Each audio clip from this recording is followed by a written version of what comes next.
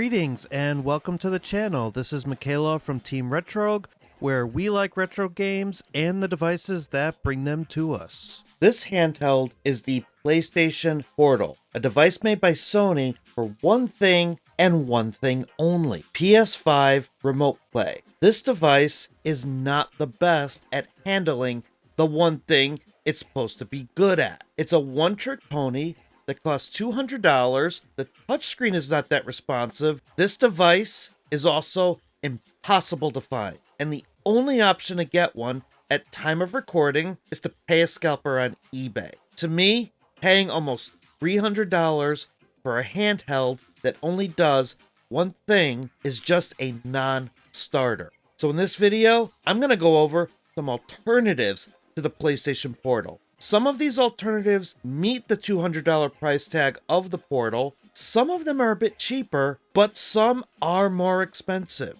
However, they all do PS5 Remote Play better than the Portal itself. So without further delay, let's dive in and get to work.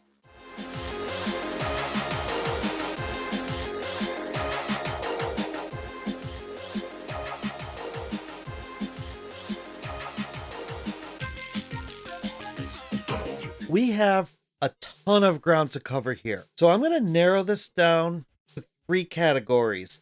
And the first is going to be the most cost-effective, because I'm going to show you how you could supplement the device you already own, whether that be a smartphone or a tablet. As my friend Rob, the Retro Tech Dad, likes to say, the best gaming device is the one you have on you. So we're going to invest in a telescopic controller to use with our existing devices. The first controller we're going to look at is the Gamesir X2S. This controller comes in at about $45, and if you have Amazon Prime, you can get this pretty quick. This controller is decent for mobile gaming, but one of the downsides is you will need to remove your cell phone case in order to use it. This controller has a neat little trick in that you could snap out the extension and use this device with tablets. And while this is cool, I'm not really a fan of the exposed springs. However, if a USB-C connection is a requirement and you want to spend about $50 for the remote play experience on a device you already own, this might be a decent fit. However, if you are okay with Bluetooth connections, you could spend the same $50 and get the BSP D8.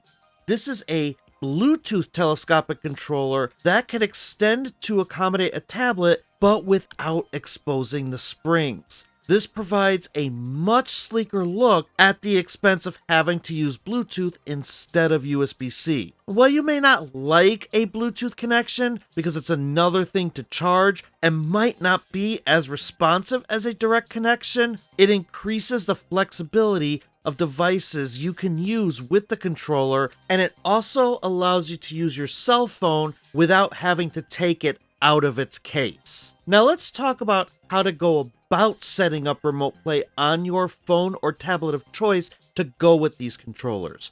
If you're on Android, you're going to use an app called PS Play. This does a much better job of remote play than Sony's official app, mostly because it gives you more control on streaming quality, and it does a much better job on maintaining that quality. And as luck would have it, the same app is also available for iOS under the name Mirror Play. This app functions in the same way, with the only difference being that it's for iOS instead of Android. So now, for a fraction of the price of the PS Portal, you have turned your existing device into a remote play powerhouse. And you can also use your phone to set up emulation and play mobile games that support controllers. So if you're on iOS, you can now emulate some Nintendo systems thanks to the Delta emulator that was released on the App Store. If you have access to Apple Arcade, you can play those controller-supported games as well. The disadvantage to using your phone as a dedicated remote play device is that most phone screens are 6 to 7 inches, which is smaller than the PlayStation Portal's 8-inch screen. So let's take these telescopic controllers and move them into the next category, which is a make your own portal. In this section, we're going to take an 8-inch tablet and combine it with one of the telescopic controllers I mentioned earlier in this video. And this is operating under the assumption that you want a dedicated remote play device that's separate from the phone or tablet that you already own. So the tablet we're going to use is the easiest to find, and it's definitely the cheapest. And that would be the Alldocube Play Mini 30 Pro.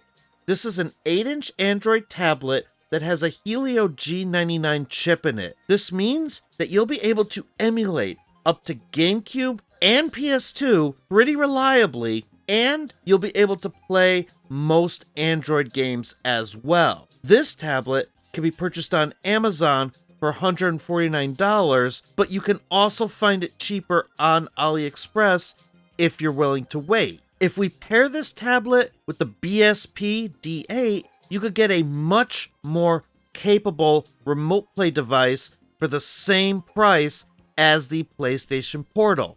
You also get the ability to expand your setup over time. For example, maybe you didn't want to spend a bunch of money on a telescopic controller like this one here, the Razer Kishi Ultra, but maybe you found a good deal on it or you got it on sale. And that's actually what I recommend you do with this specific controller. Even though it's a fantastic controller, I don't know that I would want to spend $150 on it. If you can snag one of these on the cheaper end, it will fit your 8-inch tablet, and it will also make it feel very close to an actual PlayStation Portal. This controller also has a dedicated USB-C connection as opposed to the Bluetooth of the BSP D8. If you want this setup from the jump, however, you're going to pay for the privilege, as you will be soaring over the $200 price of the PlayStation Portal, and you're going to be going into the $300 range. If you are interested in this tablet and controller combo, however, Rob, the Retro Tech Dad, did an in-depth review of the Alldocube Play 30 Pro, and Stubbs from Retro Handhelds did a review of the Kishi Ultra. I'll link these two videos in the description if you are interested in finding out more information about this tablet and controller. However, at that $300 price point, you might be better served getting a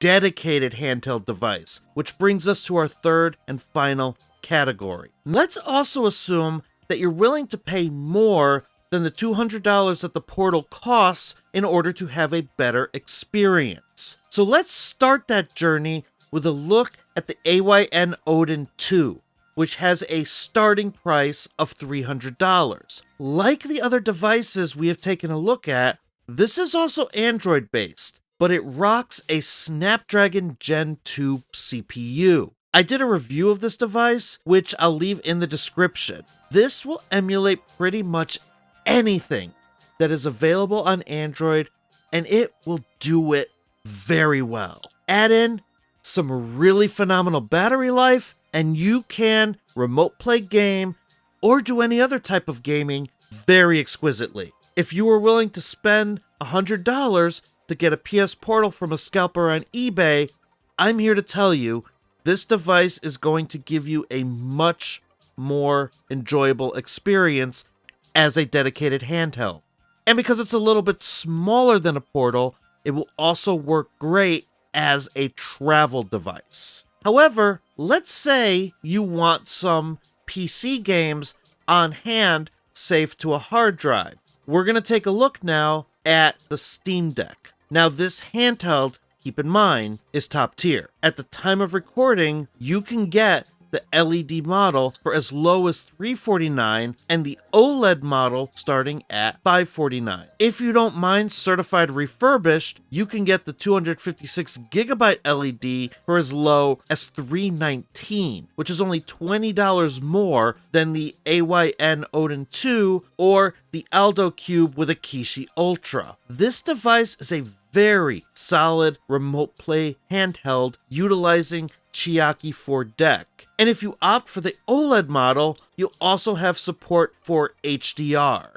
biggest advantage of the Steam Deck is its compatibility as a PC gaming device by downloading games straight onto the hard drive from your Steam library. Hopefully, if you're in the market for something that could do remote play, like the PlayStation Portal, but can also do other forms of gaming and is, actually in stock, hopefully this video helped you out. But let me know what you think in the comments below. Do you use remote play on your existing handhelds? Did any of these options help you out? Or are you still on the hunt for a PlayStation Portal? And in that case, what is it about the Portal that makes you want to use that over some of these other handhelds? And please feel free to continue the conversation in both the Retro Handhelds and the Steam Machine Discords, where you can find me hanging out in between videos. If you want to support the show, like these wonderful people on the screen, you can do so by going to my Patreon page.